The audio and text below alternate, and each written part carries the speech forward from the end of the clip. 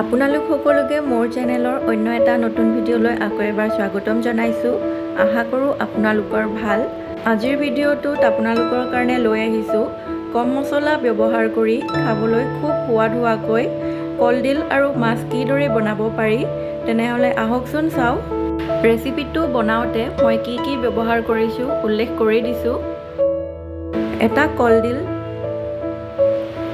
মাছ, medium সাইজৰ আলু এটা, সোৱাদ অনুযায়ী নিমখ, হালধি, ৰেড চিলি পাউডাৰ, জিৰা গুড়ি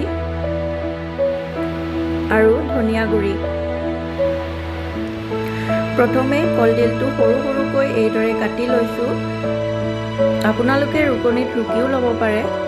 ৰুকনিত ৰুকি ল'লে কলডিলৰ টুকুৰাবোৰ সৰু সৰু হয়। এতিয়া মই ইয়াতে হালধি আৰু নিমখ দি কলডিলখিনি ভালদৰে ধুই ল'ম।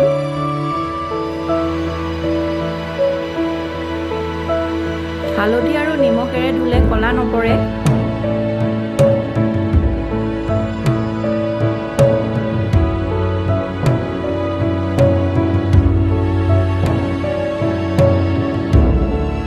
এয়া কলডিলখিনি ভালদৰে ধুই ল'লোঁ।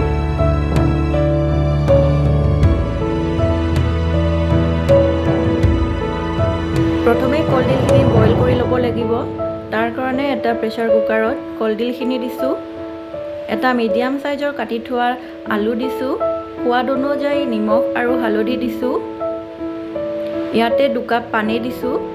এতিয়া গোটেইখিনি 2টা হুইচেল অহালৈ সিজিবলৈ দিম। এতিয়া এটা কেৰাহীত সৰিয়হৰ তেল গৰম কৰি তাত পিঁয়াজ, ৰেড চিলি পাউডাৰ, জিৰা গুড়ি আৰু ধনিয়া গুড়ি দি গোটেইখিনি ভালদৰে মিহলাই ল'ম। ইয়াতে মই তেলখিনি মাছ ভজা তেলকে ব্যৱহাৰ কৰিছোঁ। গোটেইখিনি ভালদৰে মিহলাই লৈছোঁ।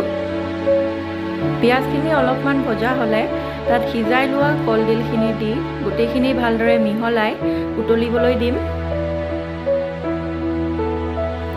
এতিয়া মই গেছৰ ফ্লেমটো লো মিডিয়াম কৰি দিছোঁ। এয়া চাওক খুব ধুনীয়াকৈ উতলিবলৈ আৰম্ভ কৰিছে। এতিয়া মই ইয়াতে ভাজি ৰখা মাছখিনি দি আঞ্জাখন উতলিবলৈ দিম।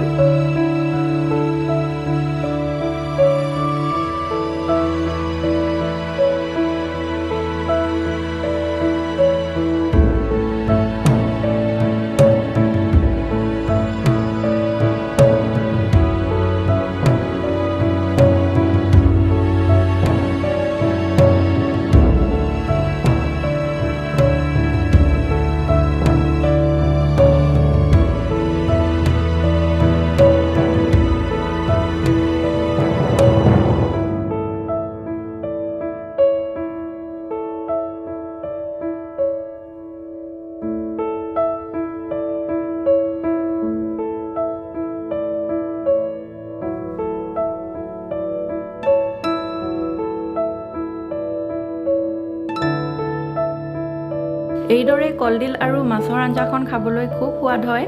ৰেচিপিটো কেনেকুৱা লাগিল কমেণ্ট কৰি জনাব। যদি ভাল লাগিল লাইক এটা কৰিব।